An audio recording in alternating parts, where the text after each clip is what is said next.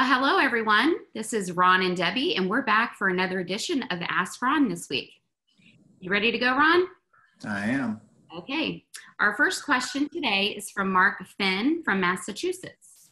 Mark? I have the opportunity to acquire approximately 6 acres with double frontage, fully permitted a few years ago for commercial use. What would be the best way to structure an offer with no money down? Well, golly, I'm doing that almost every day, Mark.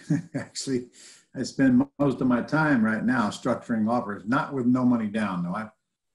To structure a commercial deal with no money down is not likely going to happen. And it's definitely not going to happen if there's a realtor involved. I've probably got 20, 25 projects on my desk, and I structure them all with owner financing, but they all have a down payment. So I don't know anything else about your 6 acres. So going into blind like that, I think you should, you didn't even tell me the asking price, so it's hard for me to even suggest how much down. But I wouldn't do it with nothing down. All that's going to do is make the other side believe you're not credible. But I would offer them terms. Now look, just for kicks and grins, let's just say in this past week, I think I have made 6 offers on projects that my commercial mastermind group send me. And all 6 of them were with owner financing. One of them just told me his seller won't take owner financing. All the other 5 are considering it, and one of them's already accepted my offer. So those are pretty good odds. So first we got to get over the owner financing hurdle before you worry about the down payment, but you're not going to get over it until you name a down payment. And remember, when you're buying commercial, you got 60 days at least due diligence. That's what they expect. During that time, your earnest money deposit's not even tied up. So if your deal is worth doing, you'll find somebody to come in and put up that down payment when it's time to close, which is what my students did. They found me.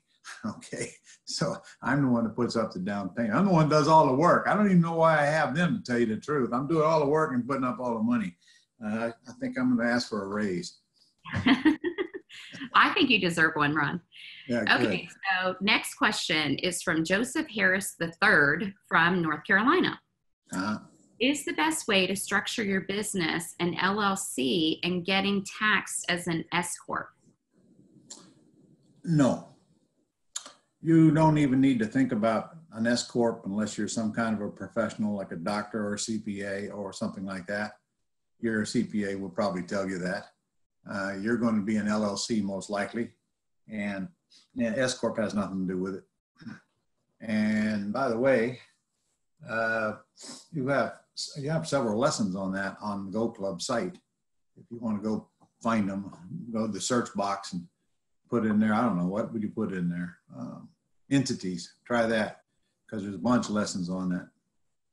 Definitely. Yep. Just using the search bar at the top and entering your topic, and it will pull up all kinds of articles and lesson videos that Ron has done in the past. For sure. Okay, Ron, next, Yong from New York has 2 questions. Ron, you said you would only run the comp after our first closing call.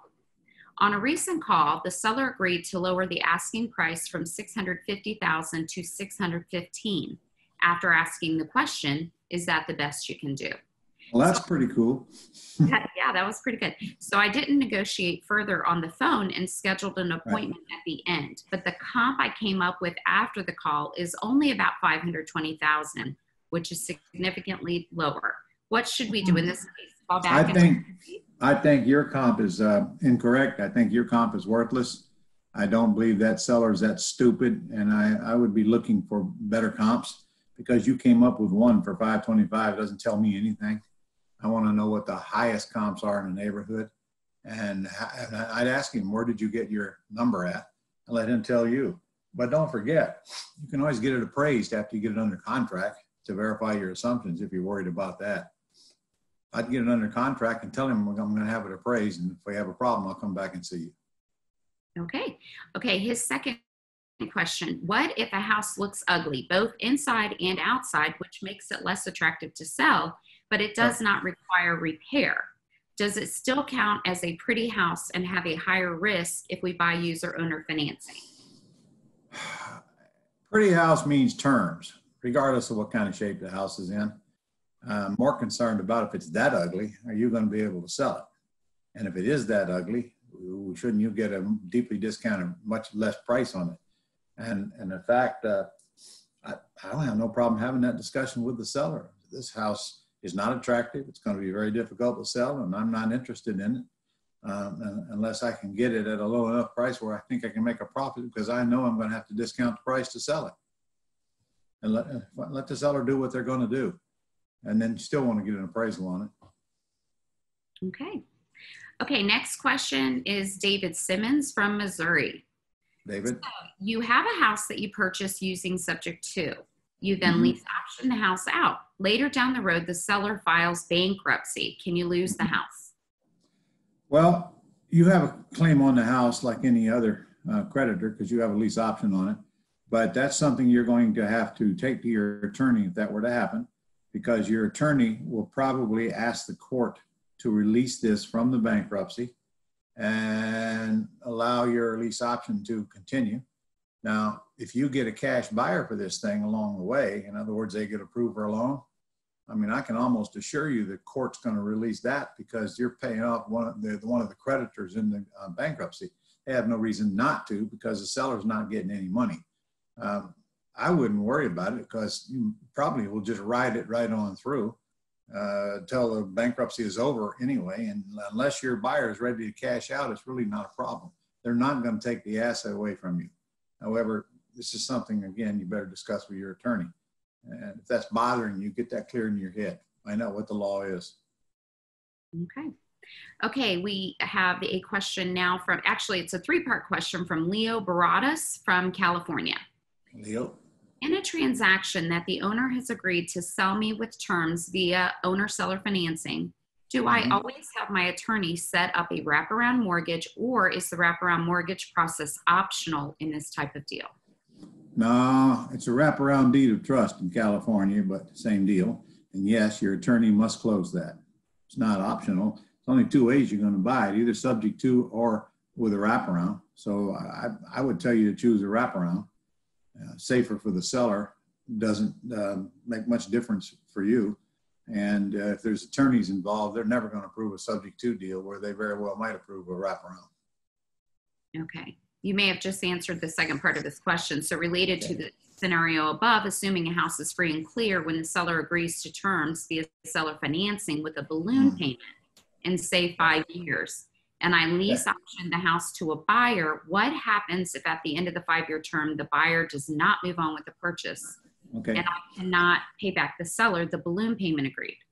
All right. Well, first of all, if there's no mortgage on the house now, then you're giving the seller a first deed of trust, not a wraparound.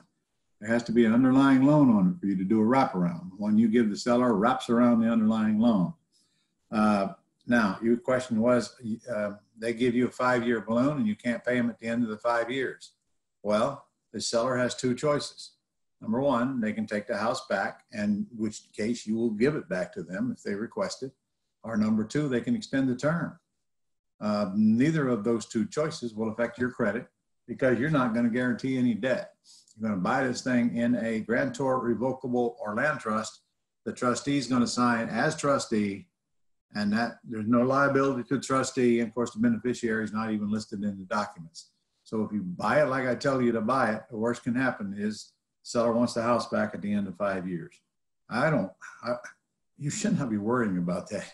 Okay, you're not going to have the house in 5 years. Somebody's going to buy it before that, especially if you know the balloon's coming up. You can always go to the buyer and say, hey, we got a year left on this thing. If you want this house, we're going to have it during this year. You're not going to lose it. Or you're going to lose it. You're going to lose your deposit. My nose itches, Debbie. I wish I could help you, but I can't. All right. So that's the time when you want to take action and try to push it to a conclusion.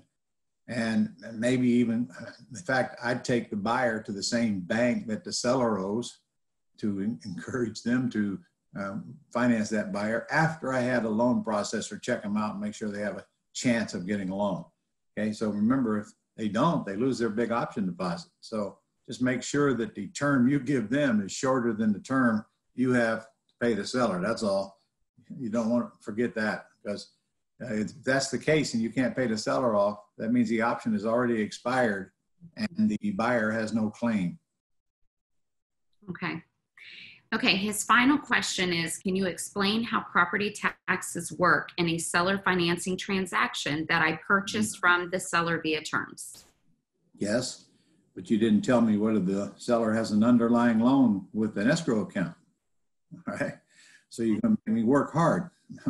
Let's say the seller has an underlying loan, and that means 1/12 of the taxes and insurance are collected every month with the payment.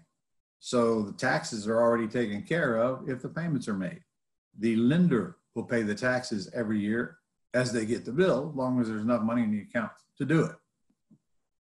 And even if there isn't, they'll pay the taxes and raise the amount of the payment until their shortage is covered. So let's say that the house is free and clear and the seller has no escrow account. Well, in that case, it's entirely up to you and the seller how you want to handle it.